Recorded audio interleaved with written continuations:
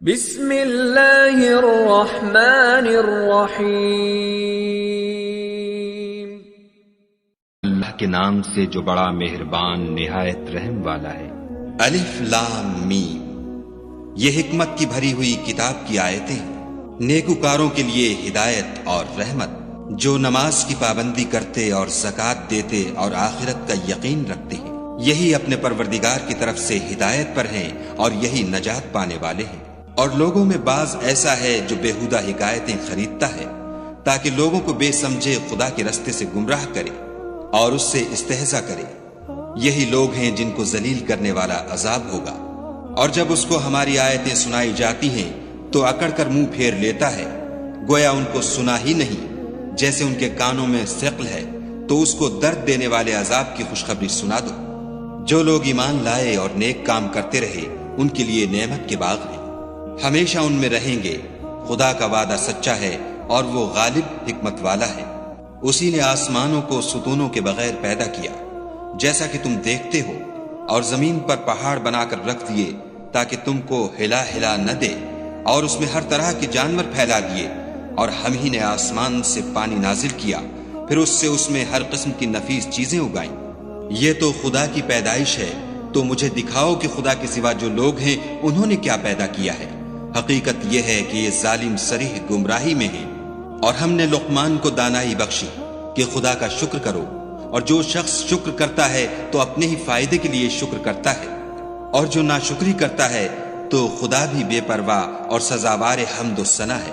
اور اس وقت کو یاد کرو جب لقمان نے اپنے بیٹے کو نصیحت کرتے ہوئے کہا کہ بیٹا، خدا کے ساتھ شرک نہ کرنا، شرک تو بڑا بھاری ظلم ہے۔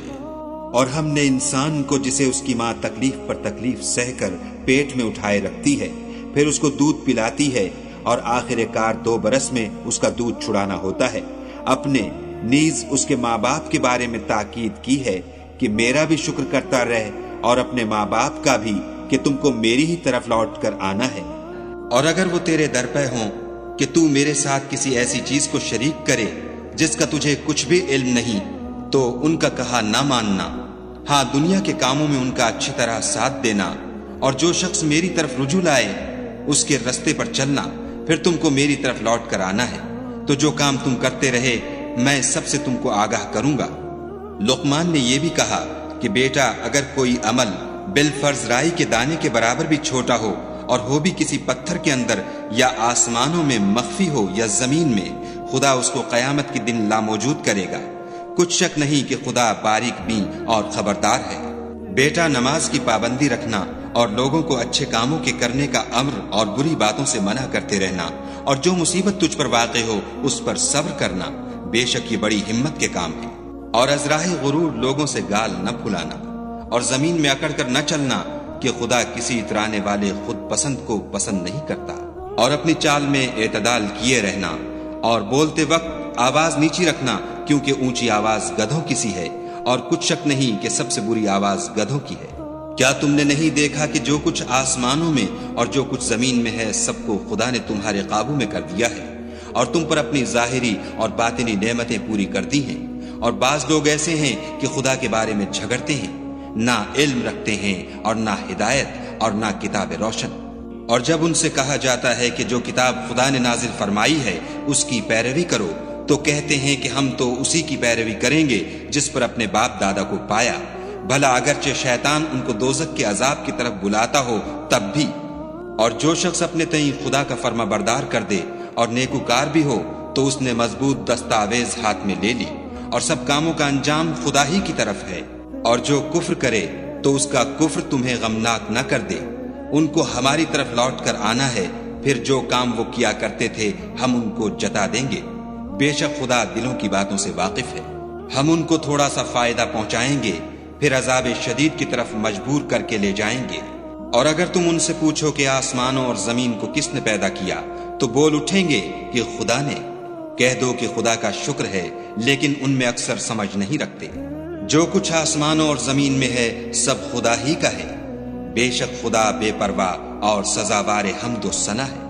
اور اگر یوں ہو کہ زمین میں جتنے درخت ہیں سب کے سب قلم ہوں، اور سمندر کا تمام پانی سیاہی ہو، اور اس کے بعد 7 سمندر اور سیاہی ہو جائیں، تو خدا کی باتیں یعنی اس کی صفتیں ختم نہ ہوں۔ بے شک خدا غالب حکمت والا ہے۔ خدا کو تمہارا پیدا کرنا اور جلا اٹھانا ایک شخص کے پیدا کرنے اور جلا اٹھانے کی طرح ہے۔ بے شک خدا سننے والا دیکھنے والا ہے۔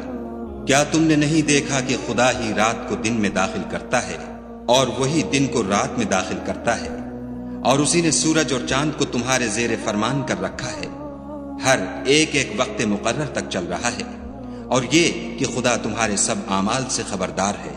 یہ اس لیے کہ خدا کی ذات برحق ہے، اور جن کو یہ لوگ خدا کے سوا پکارتے ہیں وہ لغو ہے، اور یہ کہ خدا ہی عالی رتبہ اور گرامی قدر ہے۔ کیا تم نے نہیں دیکھا کہ خدا ہی کی مہربانی سے کشتیاں دریا میں چلتی ہیں تاکہ وہ تم کو اپنی کچھ نشانیاں دکھائے؟ بے شک اس میں ہر صبر کرنے والے اور شکر کرنے والے کے لیے نشانیاں ہیں۔ اور جب ان پر دریا کی لہریں سائبانوں کی طرح چھا جاتی ہیں تو خدا کو پکارنے اور خالص اس کی عبادت کرنے لگتے ہیں۔ پھر جب وہ ان کو نجات دے کر خشکی پر پہنچا دیتا ہے تو بعض ہی انصاف پر قائم رہتے ہیں، اور ہماری نشانیوں سے وہی انکار کرتے ہیں جو عہد شکن اور ناشکرے ہیں۔ لوگوں اپنے پروردگار سے ڈرو اور اس دن کا خوف کرو کہ نہ تو باپ اپنے بیٹے کے کچھ کام آئے اور نہ بیٹا باپ کے کچھ کام آ سکے۔ بے شک خدا کا وعدہ سچا ہے۔ بس دنیا کی زندگی تم کو دھوکے میں نہ ڈال دے، اور نہ فریب دینے والا شیطان تمہیں خدا کے بارے میں کسی طرح کا فریب دے۔ خدا ہی کو قیامت کا علم ہے، اور وہی مے برساتا ہے، اور وہی حاملہ کے پیٹ کی چیزوں کو جانتا ہے کہ نر ہے یا مادہ، اور کوئی شخص نہیں جانتا کہ وہ کل کیا کام کرے گا، اور کوئی متنفس نہیں جانتا کہ کس سرزمین میں اسے موت آئے گی۔ بے شک خدا ہی جاننے والا اور خبردار ہے۔